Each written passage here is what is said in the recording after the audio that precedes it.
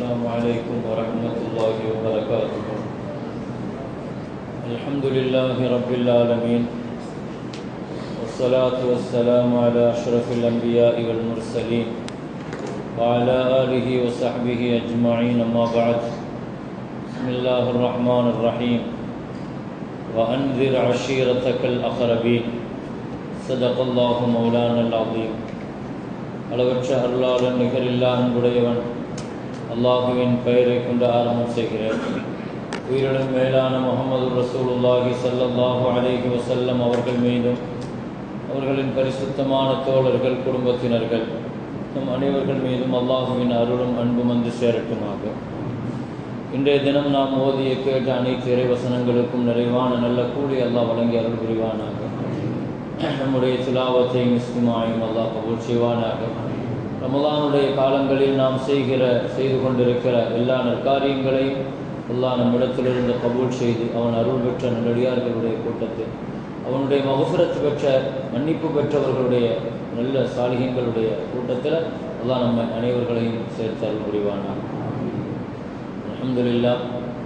தொடர் 5 நாட்களாக கடைசி 10 நாட்களினுடைய தொடர்ச்சியாக நாம் இஸ்லாத்தினுடைய பார்வையில் சொந்த பந்தங்கள் என்ற தலைப்பில் தொடராக நாம் பார்த்து வருகிறோம். தாய், தந்தை, மகள், மகன், தாயின் உறவுகள். அந்த வரிசையில் 6வது நாளாக இன்றைக்கு தந்தையின் உறவுகள் சம்பந்தமாக, தந்தையினுடைய சொந்தங்கள் சம்பந்தமாக திருக்குர்ஆனிலேயும் ஹதீஸுகளிலேயும் நபிகள் நாயகம் ஸல்லல்லாஹு அலைஹி வஸல்லத்தினுடைய வழிகாட்டுதல்களிலேயும் அந்த உறவுகளிலேயும் நாம் அதிகமாக அவர்களோடு சேர்ந்து அரவணைத்து வாழ வேண்டும் என்பதை இஸ்லாம் போதிக்கிறது. பொதுவாக அரபிகள்கிட்ட ஒரு பழக்கம் இருக்கிறது. சொந்த பந்தங்கள் என்று சொன்னால் அவர்கள் அதற்காக என்ன வேண்டுமானாலும் செய்வார்கள். உறவுகளை அவர்கள் விட்டுக் கொடுக்கவே மாட்டார்கள்.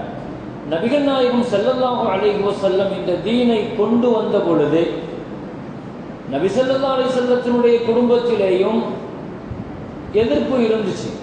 ஆனால் ஸல்லல்லாஹு அலைஹி வஸல்லம் நபித்துவத்தை போதிக்கிறதுக்கு முன்னால அவர்களுடைய உறவுகள் ஸல்லல்லாஹு அலைஹி வஸல்லத்தின் மீது அளவு கடந்த அன்புள்ளவர்களாகத்தான் இருந்தார்கள். ஸல்லல்லாஹு அலைஹி வஸல்லத்தினுடைய வாப்பா நமக்கெல்லாம் தெரியும், தந்தை அதற்கு அப்துல்லா ரலியல்லாஹு அன்ஹு.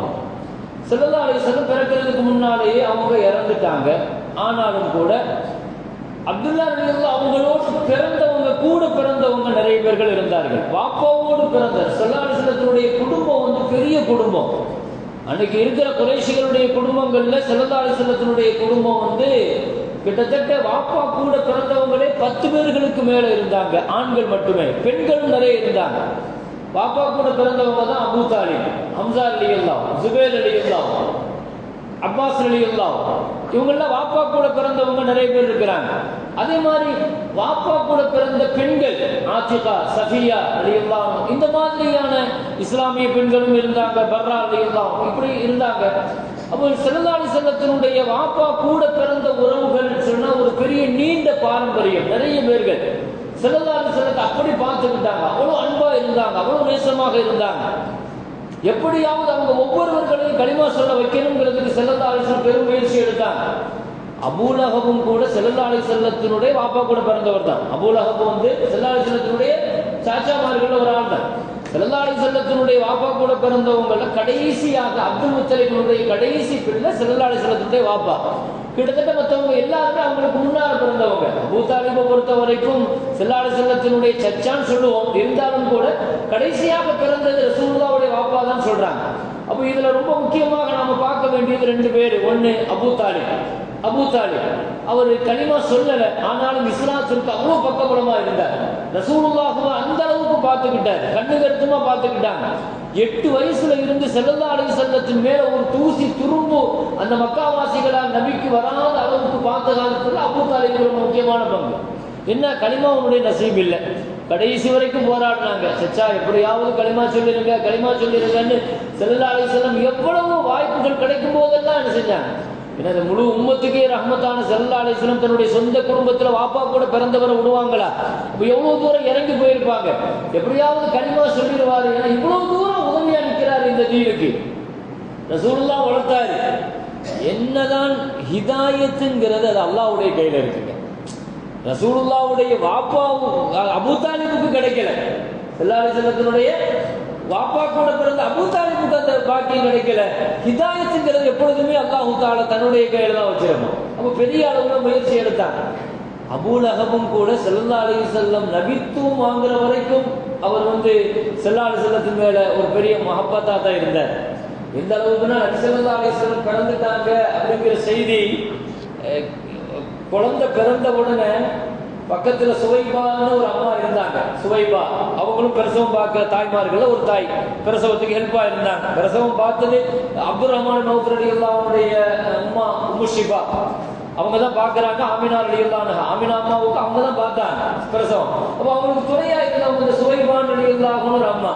அந்த அம்மாட்ட சொன்னாங்க, இந்த மாதிரி நீ புள்ள பிறந்திருக்குது அப்துல்லா ரலியல்லாஹு அவங்களுக்கு அப்படிங்கிற செய்தியை நீ அவங்களுடைய கூட பிறந்த சகோதரர் அபூ லஹப் போய் சொல்லிட்டு வா அப்படின்னு சுவைபானுக்கு.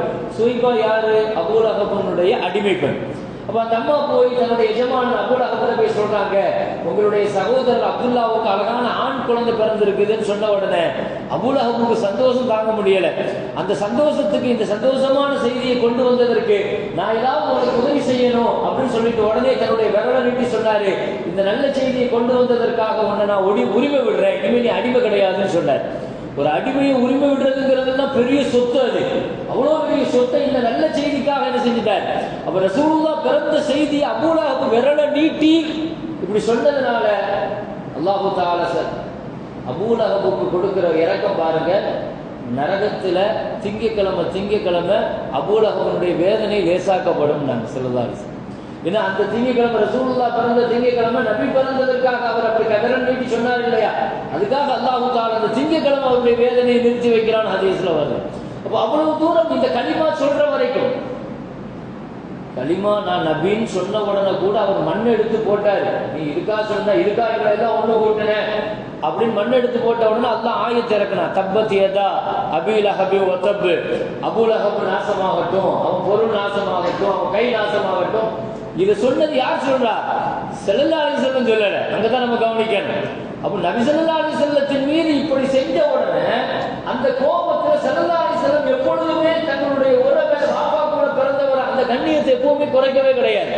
ஆனா அல்லாஹ் தான் என்ன செஞ்சான்? கோபத்துல அல்லாஹ் ஆயத்தை இறக்குனான், ஏன் ஹபீபு மேலே நீ மண்ணள்ளி போடுற, அது மண்ணள்ளி போட்ட உன் கை நாசமாகும். இதை சொன்னது அல்லாஹ் தான். அல்லாஹ்வுக்கும் ரசூலுல்லாஹ்வுக்கும் இருக்கிற ஒரு பாண்டிங், ஒரு இணைப்பு என்ன தெரியுமா? அல்லாஹுவை யாராவது விமர்சிச்சா அல்லாஹ் பதில் சொல்ல மாட்டான். ரசூலுல்லாஹ்வை பார்த்து சொன்னா நீங்க பதில் சொல்லுங்கன்னு சொல்லிடுவான். ரசூலுல்லாஹ்வை யாராவது விமர்சிச்சா அல்லாஹ் தஆலா என்ன செய்வான்? அவன் பதில் சொல்லுவான். குல் ஹுவல்லாஹு அஹத், குல் யா அய்யுஹல் காஃபிரூன். நபியே நீங்க சொல்லுங்க, நபியே நீங்க சொல்லுங்க. இதெல்லாம் யாருக்காகனா அல்லாஹ் விமர்சிச்சாங்க யூதர்கள். அல்லாஹ் யாரு? அல்லாஹ் வெள்ளியா தங்கமா, அவன் என்ன உலோகம், இப்படி எல்லாம் அல்லாஹ்வை கேள்வி செஞ்ச பொழுது நபியே நீங்க சொல்லுங்க அல்லாஹ்னா யாரு அப்படின்னு அல்லாஹ் சொன்னான். ஆனா ரசூலுல்லாஹ்வை ஏதாவது சொன்னால் விமர்சிச்சா அதுக்கு பதில் அல்லாஹ் தான் சொல்லுவான். இப்போ அல்லாஹ்வுக்கும் ரசூலுக்கும் இருக்கிற நெருக்கம் அது. அதனால அபூ லஹப் கூட இந்த மாதிரி ரசூலுல்லாஹ்வை பார்த்து பேசினதுக்காக வேண்டி அது கூட பாருங்க, இந்த ஆயத்தை அல்லாஹ் இறக்குனதுக்கு பின்னால கூட அல்லாஹ் ஒரு 11 வருஷம் அவனுக்கு வாழ்க்கையை கொடுத்தான். திருந்தன்னு நினைச்சா திருந்திருக்கலாம், நசீப் இல்ல பெருமக்கள். ஸல்லல்லாஹு அலைஹி வஸல்லத்துக்கு கூட பிறந்தவங்களை எப்பவுமே நபி ஸல்லல்லாஹு அலைஹி வஸல்லம் விட்டு கொடுக்க மாட்டாங்க. ரொம்ப பிரியம் வச்சிருப்பாங்க. கூட பிறந்த வாப்பா கண்ணியம் வச்சிருப்பாங்க. வாப்பா கூட பிறந்தவங்க வாப்பா இல்ல, வாப்பா கூட பிறந்தவங்களை ஒரு வார்த்தை கூட தவறா சொல்ல மாட்டாங்க. அதாவது அப்பாஸ் ரலியல்லாஹு ரசூலுல்லாஹ்வுடைய வாப்பா கூட பிறந்தவங்க ரொம்ப முஹப்பத். கூப்பிட்டு ஒரு தடவை சொன்னாங்க, சச்சா நான் ஒரே ஒரு விஷயம் சொல்றேன், உங்களுக்கு நான் ஏதாவது சொல்லணும். பின்னால் அவர் இஸ்லாத்துக்கு வந்துட்டார். அப்பாஸ் ரலியல்லாஹு நீண்ட காலம் இஸ்லாம் இல்லாம இருந்த இஸ்லாத்துக்கு வந்த உடனே ஸல்லல்லாஹு அலைஹி வஸல்லம் அப்பாஸ் ரலியல்லாஹுக்கு சொல்லி கொடுத்ததுதான், அல்லாஹ் உங்களுக்கு 10 வகையான பாவங்களை மன்னிப்பான். அவ்வளவு ஆகிரவு, உங்களுடைய ஆரம்ப பாவம், உங்களுடைய கடைசி காலத்து பாவம், உங்களுடைய கதீம் ஹதீஸ் பழைய பாவம், உங்களுடைய புதிய பாவம், உங்களுடைய சிறிய பாவம், உங்களுடைய பெரிய பாவம், ரகசியமாக செஞ்ச பாவம், பகிரங்கமாக 4 பேருக்கு முன்னால செஞ்ச பாவம், வேணும்னே செஞ்ச பாவம், இல்ல தவறுதலாக நடந்த பாவம், ஒரு மனுஷனுக்கு பாவம்னா இந்த 10 வகையாக தான் நடக்கணும். பாவங்கிறது ஒன்று முன்னால் இருக்கும் ஆரம்ப காலத்தில், இது பின்னால். ஆரம்ப காலம்னா என்ன? வாலிபத்தில். ஆரம்ப காலங்கிறது வாலிபத்தில் நடந்த பாவம் அல்லது வயோதிகத்தில் நடந்த பாவம். அடுத்து சொன்னாங்க கதீம் ஹதீஸ், பழையது புதியது. அடுத்து சிறியது பெரியது. ரகசியமாக செஞ்சிருக்கலாம், சில சமயத்தில் பகிரங்கமாக 4 பேருக்கு முன்னால் செஞ்சிருக்கலாம், மறதியாக வேணும்னு. இந்த 10 பாவத்தையும் அல்லாஹ் அவங்களை மன்னிப்பான். தஸ்பீஹ் தொழுகைன்னு ஒன்று இருக்குது, நான் உங்களுக்கு அதை சொல்லித்தரேன் அப்படின்னு ஸல்லல்லாஹு அலைஹி வஸல்லம் சொல்லிக் கொடுத்தாங்க.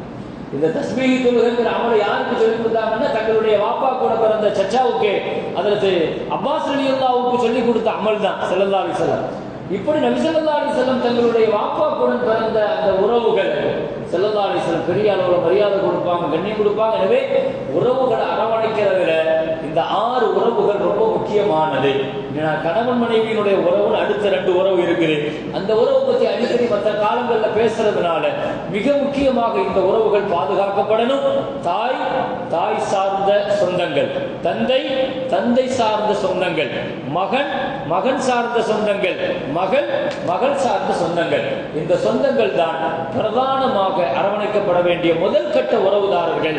ஜகாத்திலேயும் இங்கே இந்த உறவுகளுக்கு தான் முக்கியத்துவம் கொடுக்கப்பட வேண்டும். ஜகாத்து காசை கொடுக்கிறதுல, இப்படி பல்வேறு இஸ்லாமிய உறவுகளை அரவணைக்கிறதுல சொல்லப்பட்ட செய்திகளை நம்முடைய வாழ்வியல் நெறிமுறைகளாக வழிகாட்டுதலாக எடுத்துக்கொள்ளணும். அல்லாஹ் தௌஃபீக் செய்வானாக.